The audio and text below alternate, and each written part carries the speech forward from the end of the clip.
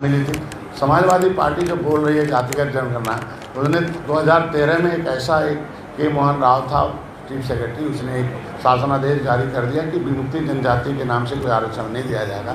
Chief secretary Bharat सरकार के उस आदेश को नोट दिया जो फतेह बहादुर ने कहा था कि ऐसी जातियाँ जो देश को आज़ाद कराई हों, क्रिमिनल कास्ट के रिपोर्ट के अनुसार जो प्रभावित जातियाँ हैं उनको अनुसूचित जनजाति के रूप में शिक्षा में व्यवस्था दी जाएगी, योजनाओं में व्यवस्था दी जाएगी। लेकिन उसे सपा ने छीन लिया।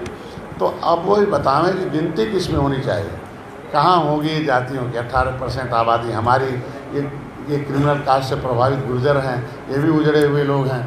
केंद्र सरकार क्रिमिनल राइट्स एक्ट इंक्वायरी कहती है कि ये उजड़े हुए विमुक्त जनजाति हैं, ये मुक्त किए गए हैं, उजाड़े गए लोग हैं, ये कहाँ गिनेंगे, पिछड़े में गिनेंगे। इन तमाम सवालों को लेकर के मोदी जी से, योगी जी से, शाह जी से कोई बात निश्चित रूप से हम पहले नेता हैं जो मोदी जी के पास जाते हैं तो ज्ञापन देते हैं लिख के, ऐसे बात भर नहीं करते हैं, लिखित रूप दस्तावेज के प्रमाण के साथ ऐसे उनको देता हूँ कि साहब इस पर कार्रवाई हुई। और मैं बधाई देता हूँ मोदी जी, अमित शाह जी को, नड्डा साहब को और अपने समुदाय को भी कि इन्होंने हमें उस लायक बनाया कि आज में इनकी वकालत मोदी जी प्रधानमंत्री था। 70 साल से ये जो पिछड़ा समुदाय है, कोई नेता ऐसा नहीं होगा कि जो प्रधानमंत्री के बगल में खड़ा होकर कभी ज्ञापन लिया हो किसी प्रधानमंत्री ने पिछले। आज मोदी जी हैं, सबके सहृदय स्वागत करते हैं, सबका ज्ञापन लेंगे, उस पर कार्रवाई धीरे धीरे कर रहे हैं और समयानुसार सब होगा। बहस छुड़ी हुई है, तो आपकी क्या सोच है इस पर? वो बहस वो कर रहे हैं जो बयाना लिए हुए हैं। हाँ, वो बयान नहीं दे रहे हैं, बयाना लिए हैं कि समाजवादी पार्टी को समाप्तवादी पार्टी बनाना है। क्योंकि क्या सपा ऐसा फार्म बनाएगी कि हमारे पार्टी में सनातन धर्म मानने वाले न रहें। हमारे वहाँ ऐसे लोग ही चुनाव लड़ेंगे जो सनातन धर्म को नहीं मानते हैं। उन्होंने बयाना ले रखा है बसपा से, बसपा में पहले थे, सपा समाप्त हो गई तब बसपा खड़ी होगी। ठीक है, अब भाई उन्होंने तो कहा ना कि बयाना लिया है, बयानबाजी हो रही है, बयानबाजी वही कर रहे हैं ना, बयानबाजी उत्तर प्रदेश से शुरू है। निश्चित रूप से आखिर शुरुआत तो वही कर रहे हैं ना, सब ठेका तो वही ले रखे हैं कि कौन देश भारतीय है कौन विदेशी है। तो ये क्या है, कांग्रेस तय करेगी, बसपा सपा तय करेंगी कि क्या भारत में जो राजनीति होगी वो सनातन धर्मियों के लोगों को हम भर्ती नहीं करेंगे, हम सनातनियों का टिकट नहीं चाहिए, उनका वोट नहीं चाहिए, क्या ऐसा ऐलान करेंगे? क्या खाली धर्म में उलझाएंगे? कि देखिए, धर्म के आधार पर वाल्मीकि रामायण के आधार पर निषाद राज का किला मिला, उसके सत्यता के आधार पर पता चला कि अयोध्या में एक गुरुकुल था जिसमें निषाद राजकुल और रघुकुल के 2 विद्यार्थी पढ़ते थे, भगवान राम और निषाद राज, और दोनों राजा थे। निषाद राज का किला इलाहाबाद में खुदाई में मिल गया, तो उसी रामायण के आधार पर हमारा किला मिल गया हो, और वहाँ 56 फुट की मूर्ति लग गई, 20 करोड़ 38 लाख का पुरातत्व विभाग ने वहाँ का पर्यटक स्थल घोषित हो गया। इसके मतलब अगर आप उस रामायण के खिलाफ बोलते हैं तो निषाद के खिलाफ बोलते हैं, क्योंकि भगवान राम के आप बाल सखा थे निषाद राज। तो एक दोनों के खिलाफ बोलने का मतलब आप निषादों को चुनौती दे रहे हैं, उनको आप उनको अपमानित कर रहे हैं। तो ये निश्चित रूप से अपमान का बदला तो जब इलेक्शन आता है तो लेते हैं। इसीलिए इन लोगों को नापसंद कर दिया जनता ने।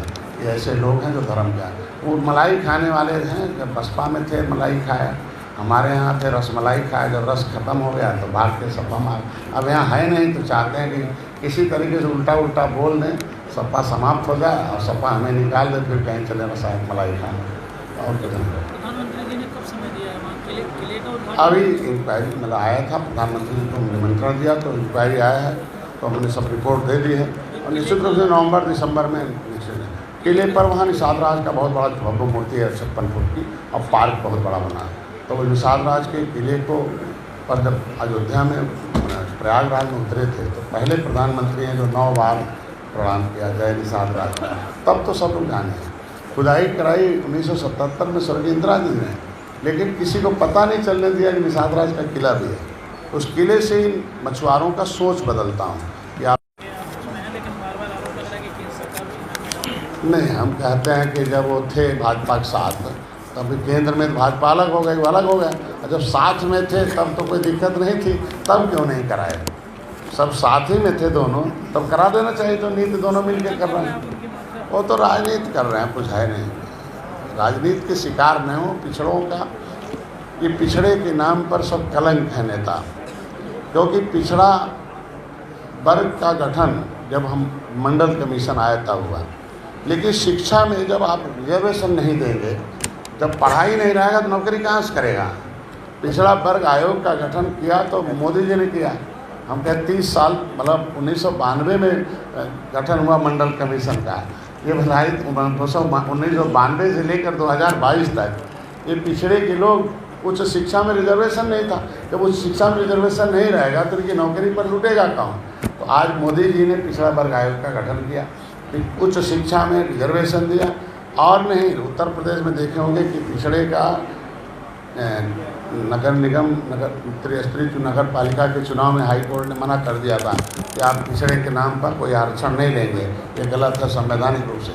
तो अगर मोदी हमारी सरकार तो पिछड़ों के साथ खड़ी रही ना, सुप्रीम कोर्ट तक गए माननीय योगी आदित्यनाथ और ला के आर्डर पिछड़ों को रिजर्वेशन का। तो हमारी सरकार खड़ी है पिछड़ों के साथ, विकास चाहती है, न कि इनके तरह राजनीति करना चाहती है। ये लोकसभा चुनाव में आपकी पार्टी टिकट मांगेगी? एक हम लोग मांगने वाले तो हैं नहीं, हम लोग निषाद राज के वंशज हैं।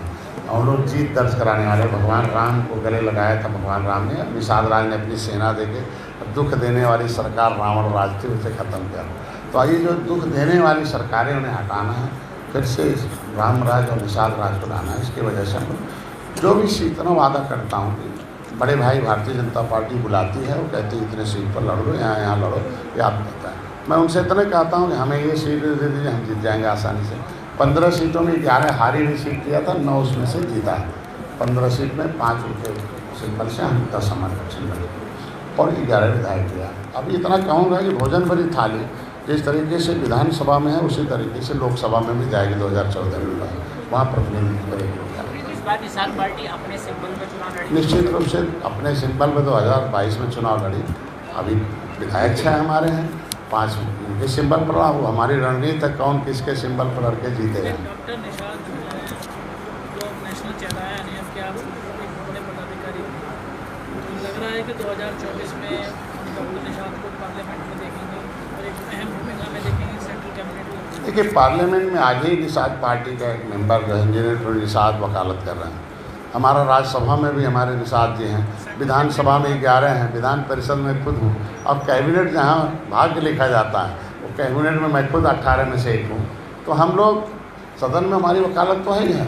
हम 39 पार्टियों में एक पार्टी निषाद पार्टी को मोदी जी ने जब बुलाया है तभी तय हो गया दुनिया के मछुआरों का कि एक निषाद का जो प्रतिनिधित्व है कि मोदी के सामने, वो 39 पार्टियों में एक पार्टी पूरे देश के मछुआरों का नेतृत्व करने के लिए। जब मैं मौका मिला तो मैंने इतने कहा कि पिछली सरकारों के गलत रवैये, उदासीन रवैये की वजह से, धोखेबाजी की वजह से किसी सामाजिक संगठन का गठन होता है, दल का, किसी जाति, किसी धर्म, किसी वर्ग, किसी क्षेत्र का, और उनके साथ धोखेबाजी होती है, उनकी आवाज़ दबाई जाती है सरकार के बेजा पावर से, तो वो दल बना लेते हैं। आवाज़ जब दबती है तो दल बनाते हैं और दल बनाकर विधानसभा लोकसभा में आते हैं। तो ऐसे छोटे दलों की समस्याओं का समाधान आवश्यक है। तो मैं बधाई दूंगा आपको, कहते हुए बड़ा गर्व होता है कि मोदी जी ने अपने भाषण में कोट किया कि जो भी राष्ट्रवाद के साथ साथ अर्थव्यवस्था तीसरे नंबर पर लाएंगे और फिर हम अपने भारत को फिर से समृद्धशाली ताकतवर बनाएंगे और फिर जो गरीब कल्याण योजनाएं धरातल पर लाएंगे और हम लोग उनके नेतृत्व